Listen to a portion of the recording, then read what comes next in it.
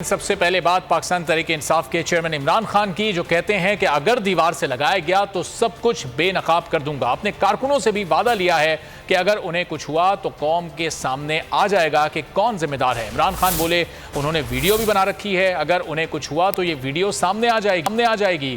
عمران خان نے سوال اٹھایا کہ کیا اس ملک میں بنیادی حقوق ختم کر دیے گئے ہیں؟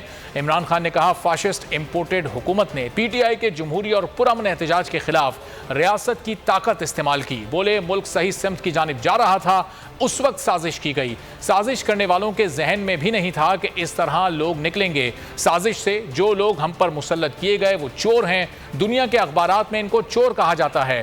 عمران خان نے کہا پنجاب میں دھاندلی کی بھرپور کوشش ہو رہی ہے، لیکن عوام الیکشن چوری نہیں کرنے دیں گے۔ تحریک انصاف وہاں کامیابی حاصل کرے گی۔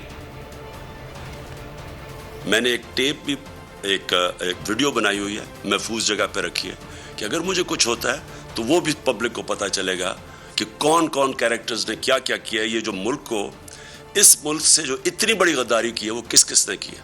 جو ہمارے ملک میں رجیم چینج ہوا، جو انہوں نے یہاں کے میر جعفر اور میر صادق کے ساتھ مل کے، جو کہ جیسے ہی انہوں نے جو لوگ ہمارے اوپر مسلط کیے، وہ پاکستان کے ہم سب جانتے ہیں 30 سال سے یہ وہ لوگ ہیں جن کی انٹرنیشنل فیم ہے چوری کی۔ صرف پاکستان میں نہیں، دنیا کے اخباروں میں ایک کو 10% کہتے تھے آصف زرداری کو۔ نواز شریف کے اوپر BBC کی فلم بنی ہوئی ہے، اور انہوں نے NRO2 کی صرف ان کی جو کوشش 3.5 سال میرے دور میں ہمیں صرف گرانے کی ایک ہی کوشش تھی کہ کسی طرح وہ دوسری دفعہ جو انہوں نے چوری کی تھی وہ بچ جائے۔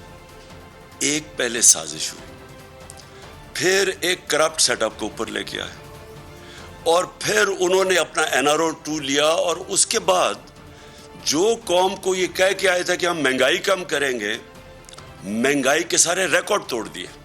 آج ساری قوم جانتی ہے کہ کبھی پاکستان میں اس طرح کی مہنگائی اتنے تھوڑے ٹائم میں نہیں ہوئی۔ تو جب ایک ملک صحیح راستے پہ جا رہا تھا، انڈسٹری بھی گرو کر رہی تھی، روزگار میں یہ سب سے بر صغیر میں ورلڈ بینک کی سروے سب سے زیادہ روزگار پاکستان دے رہا تھا، اس وقت کے اوپر یہ سازش کی گئی کہ بجائے یہ جنہوں نے بھی سازش میں ملوث تھے ان کو یہ سوچنا چاہیے کہ جب عوام ایک طرف کھڑی ہو گئی، ان کو قبول ہی نہیں کر رہی، ان چوروں کو نہیں عوام قبول کر رہی، ان کو چور بھی کہتی ہے، غدار بھی کہتے ہیں۔